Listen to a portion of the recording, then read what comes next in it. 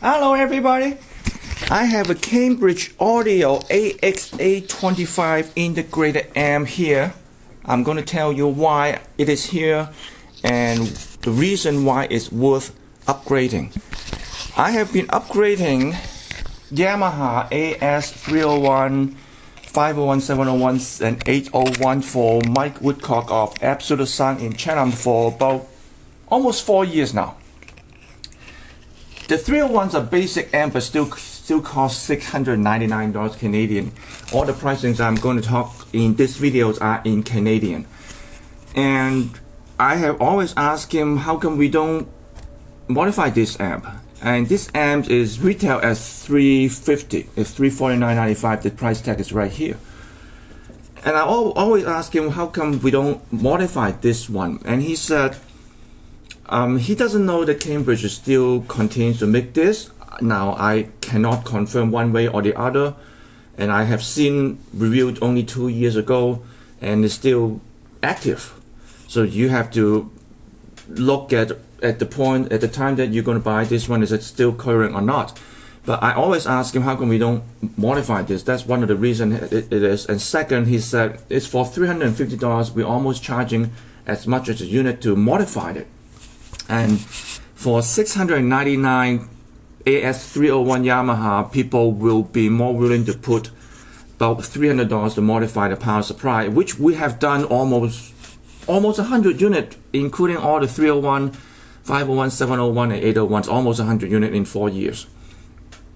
Now this is the first time that I actually modified this AX825, and one customer that somehow contact Mike and find out he has AX825 and want to modify, and I took in, and I always like to tackle this one because of the following reason, and I'm going to show you why in another angle that should show you the top. It is very simple. There is no logic control circuit, so therefore no EEPROM. EEPROM is one of the worst things that can go bad, and there are many people say that digital don't go bad often. True, but EEPROM can lose the memory, and on the surround sound receiver area, the HDMI chips run so hard it's just cooked itself out. So, but this doesn't have any of those. It doesn't have any DA converter, doesn't have any logic chip in there, control anything. It's actually a mechanical selector switch, a balance control, mechanical. Volume control is actually a mechanical, not a decoder or anything. There is no digital volume control inside. It's a mechanical, traditional volume control, a treble and a bass control. It's also mechanical. The all mechanical control, yes, it can go back in about 15-20 years, but you can still replace them. But if it's controlled by a EEPROM and all the logic chips, if the manufacturer don't support it, good luck. And which is why I get so many old surround sound receiver chassis that I can actually use for building funkies. I know, again, there are many of you argue that digital don't go that bad, that easy, and well, I get enough chassis, I get enough free chassis to do all my funkies. Although I don't do a lot of funky, but you know there are many reasons. I have seen $12,000 surround sound receiver that just go bad and manufacturer won't support it. It's only 10 years old. So I prefer to go for mechanical switches. Yes, they can also go bad, they can also go dirty, but you can replace them. And that's the reason that's one of the reasons I like to modify this one, because there's a lot of good things in there. One of the good things is because it's basic. There are nothing much in there. Yes, this mass production products from Far East, and they are cornered to be rounded, but they have rounded in the pretty okay locations, which I'm going to tell you how to modify it. I will only accept to do the power supply modifications. After that, it's up to you to do it, and I'm going to change positions and tell you why. Okay, I am going to put the mic down and put these things up.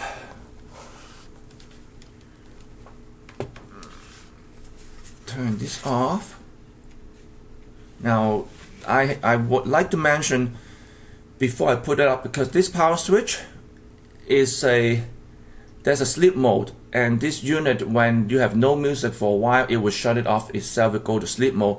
But when it go to sleep mode, the power indicator doesn't change much. So either on or on, off, it doesn't make much difference. So when it went to sleep mode and you try to play music, there's nothing going on, just press the power button. And that is one of the things that I would complain about if I want to be nitpicking, but I am not doing that today. So I'm gonna put it here, take the camera off. So if you close your eyes, if you get seasickness, easy.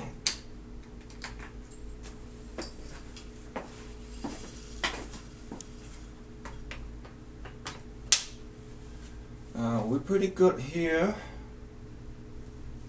Zoom in a little bit. I can see myself.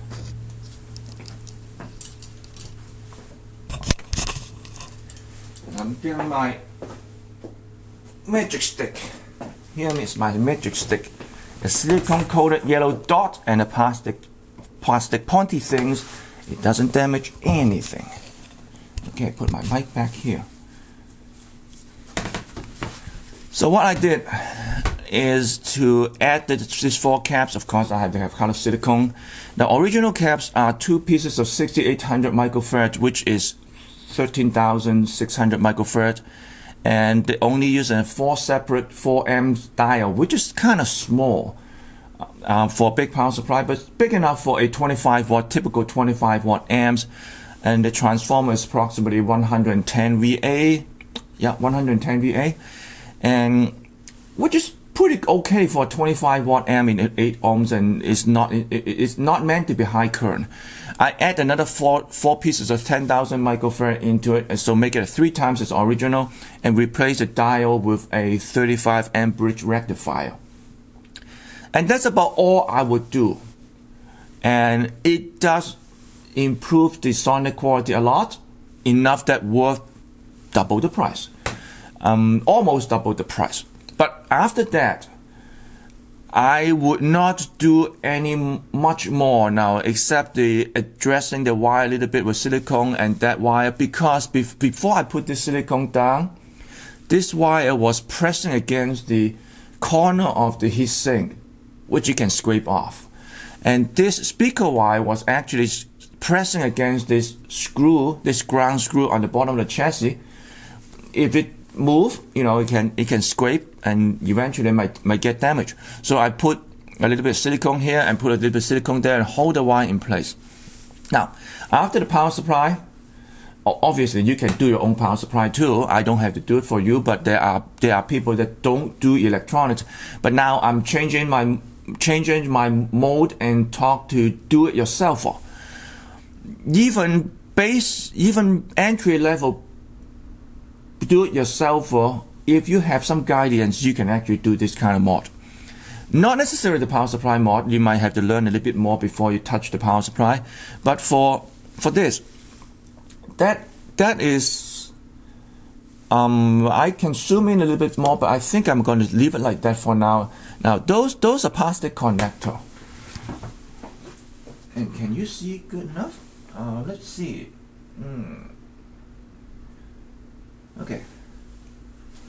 Those are plastic connector. Those are plastic connector. Just plug in, and you know, I give them a break because it is a mass production product. So you have to have machine built PC board. They're all machine built, and pre-cut wire, pre-terminate wire, and then the assembly worker just plug in the wire into each slot, every one of those, and each of those. And that's it, and that's how they assemble the entire amp, and that's quick and easy. That's where the corners are rounded. But for improvement, you can take this out and solder each pieces of wire into the front. Now, for more advanced modification, you can actually replace all this RCA jack with chassis mount, new chassis mount RCA jack. Replace the selector switch to a high quality rotary switch and solder each wire from the RCA jack to the selector switch. Now, if you look closer, it might not have a lot of room. I'm going to take the camera off and show you closer. Just bear with me.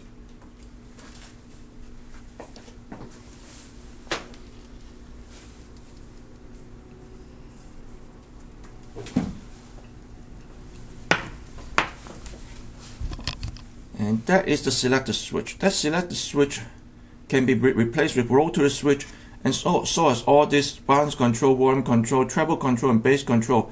Now, if the new switch is actually too big, you can take the whole board off and move back an inch or so, and then you can mount all the switches down there. Now, that's the selector input part of the modification. You can do it yourself and also run the wire a little bit curved outside so you don't touch the heatsink. And this output device is a dual power op amp. Now, if it's discontinuous, no big deal. You can actually use any kind of dual power op amp or even single power op amp to replace it and just jump the wire into this. So this is more advanced modification, but it's still doable. You don't need any support from the manufacturer. You don't even need schematic for this amplifier if you want to fix it. And another modification is that it has a switching power supply to do the control, to do the sleep mode, and also the USB output jacks, which you don't really need. You can get adapter anywhere. And you can take this all out. This board, you can take it completely out and replace it with one mechanical power switch. And that's all it is. Because the front location, the front power switch, this board, you can also take it out. And to control this relay, and this red and black wire is going to the transformer. This is 120 volt or 240 volt on the other side of the pond. And that's the power. That's a power for the transformer, and the transformer power the whole amp. So in fact, you can just take it out.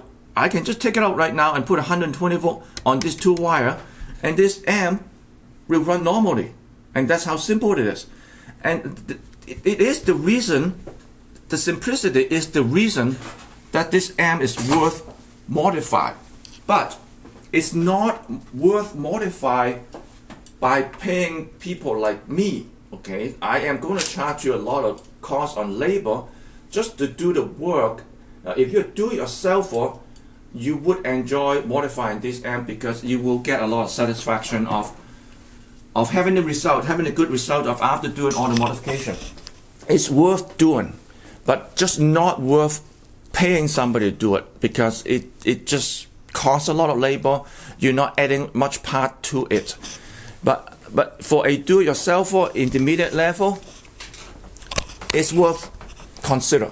Now, because by the time you pay somebody to modify amps like this, you might as well buy a new amp from me.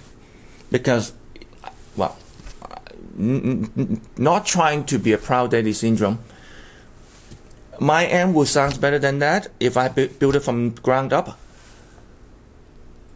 It's not worth me spending time to actually modifying this because there are a lot of corner around it, and when I built mine, I would not round those corners. It is more expensive, but it's better to begin with, and it doesn't have to replace anything if I build it from ground up. But if you already have an amp or you get it relatively inexpensive, it's worth thinking modifying it. So if you want one of these amp to modify, you can contact Mike Woodcock at Absolute Sound at Chatham, Ontario, Canada. I will put the contact info in the description. But until next time, bye!